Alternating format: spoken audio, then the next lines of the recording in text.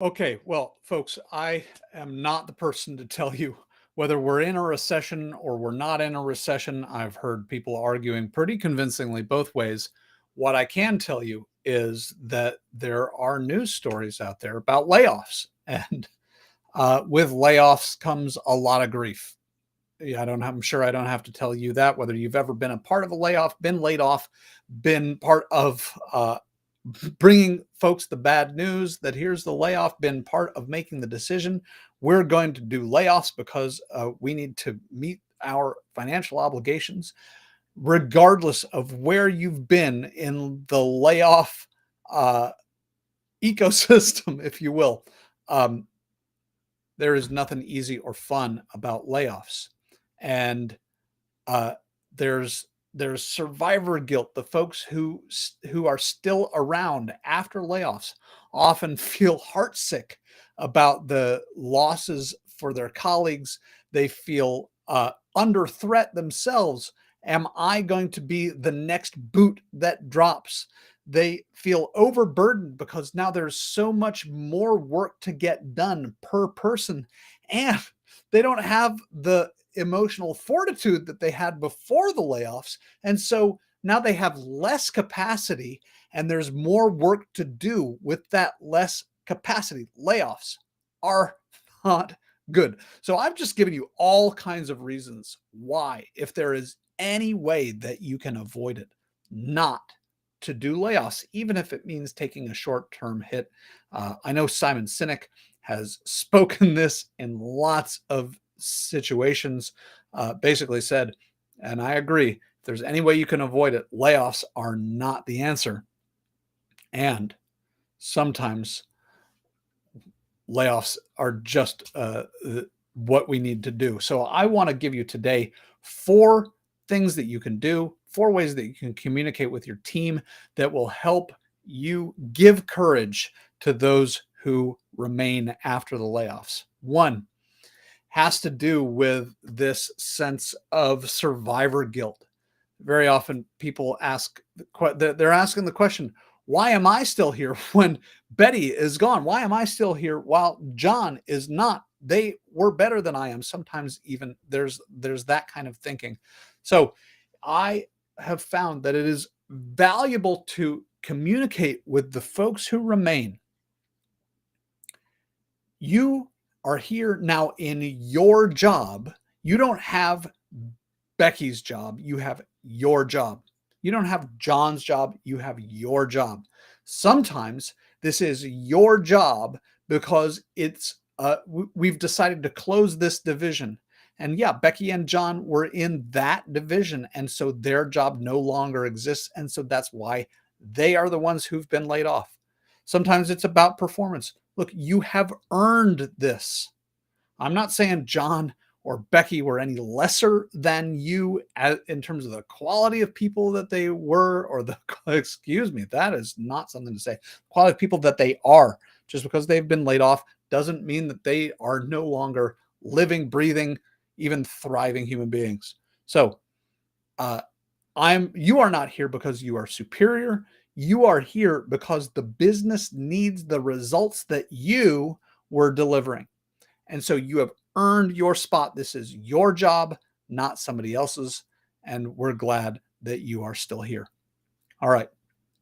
The second thing that I can recommend, and it's very closely related in many ways to the first one, is to give each person who is still here specific, durable reasons that they remain. And notice that I said each person. So very often it's been easy and kind of a no-brainer for leaders to say to the group, to the team that remains, here is why y'all are still here. My recommendation that I'm making right now is that you approach each person. Deborah, here's why you are still here. Here are the skills that you bring that we value highly that are going to help bring us from where we are to where we want to be. Here is the expertise that you have. Here is the kind of determination that you have exhibited. Here is the loyalty that you have shown. These are specific. You can, if you can even tell stories, when you did this, that demonstrated this skill. When you did that, that demonstrated this character trait that we highly value. Those are things in you that are durable. They are lasting. We've seen it time and time again. These are not things that are going to go away. These are qualities in and of you that are durable and that we value. And our value for those things is not going to go away. And these are the reasons that you are still here. When you give them that concrete, specific, and durable understanding of what brings them here, then it's often a little bit easier for them to breathe easy. All right. And I should say easier. Nobody's breathing easy after layoffs. All right. Now, we talked a little bit a few moments ago about the fact that there is now more work in the organization to be done by fewer people. There is more work, too much work to go around. Even before the layoffs, every single person on your team probably had more to do than they could accomplish in any given work week. And now there's even more on top of that.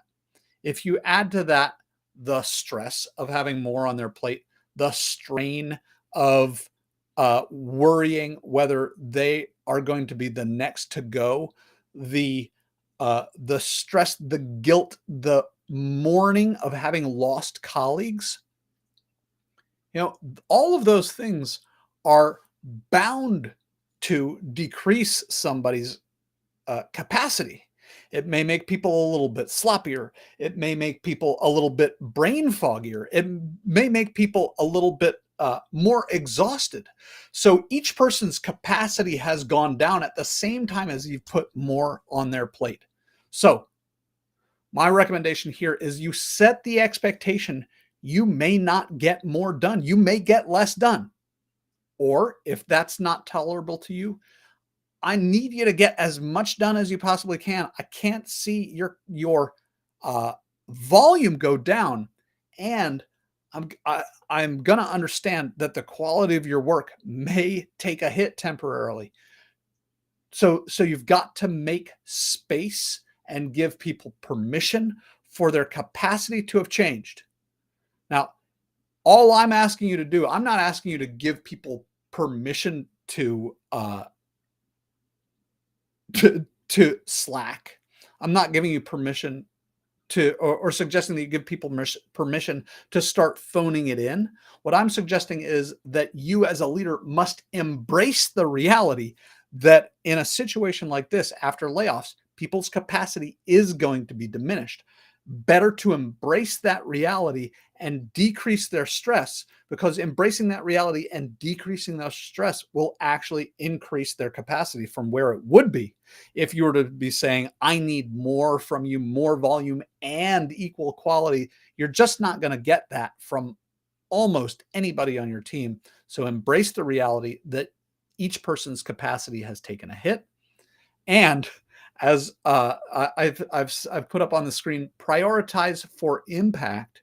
What I mean by that is ask yourselves as a team, what are the things that we need to get done today? What are the things that we can get done today, that we can get done this week, that will have the greatest impact? And what is the standard to which we need to do those things? Go prioritize, not for urgency, not for importance, but what is going to have the greatest impact for our company? What is going to have the greatest impact for our team? What is going to have the greatest impact for our customers? What is going to, if these are the only things we accomplish today, if these are the only things that we accomplish this week, these are the things that we must do, because these are the things that are going to have the greatest impact, the greatest ability to drive the results that we are after. All right. And then, you're going to let the chips fall where they may a little bit. Some things may not get done. Some things may get done to a lower level of excellence. That's just a part of the reality that you are now facing. Last piece of guidance for how you can give courage to the team that is left is to give them a real prognosis for their future in the company. If there are more layoffs coming, or if there may be more layoffs coming, to the best of your ability as a leader, to err on the side of giving people too much information. These are the current layoffs. There is a chance if we don't reach this benchmark, there may be more layoffs coming. Let people know that if you can. People are incredibly good bullshit detectors, and they are going to be wondering. So tell them the truth. This is it. These are all the layoffs. We are now running lean, and we have the runway that it's going to take to see us through to the next threshold, or we don't know exactly what's going to happen, or we know we're going to be doing this. Give them the information that they need. You know what? If you don't give them the information that they need, you're going to be just like most of the other companies that have ever laid people off. And the best of the people on your team, the people you can least afford to lose, are going to be the first to go looking for and especially find new jobs. If you are painfully honest with them, that might buy you some loyalty. So this is, again, a moment about embracing the reality that people are now going to be starting to worry for their own financial future, for the financial future of their families. They're going to be looking for other stuff. And the more honest you can be, the more loyalty that you may garner, and perhaps the more secure you can help them to feel, particularly if you know, all right, we are good for a while, and we're good for the next quarter. We're good for another 6 months. Whatever truth you can give them, this is a great place to dole it out. And the most perhaps controversial, the most scary guidance that I'm going to give you is to provide some incentives in two different directions. So here are the incentives. And if you've been following me at all, you know that I am generally not for incentives. The work of Dan Pink shows that very often incentives make people dumber. So this is not about incentivizing performance. This is about incentivizing decision-making and commitment. So you can give people an incentive to leave. All right, we need to make this many more cuts.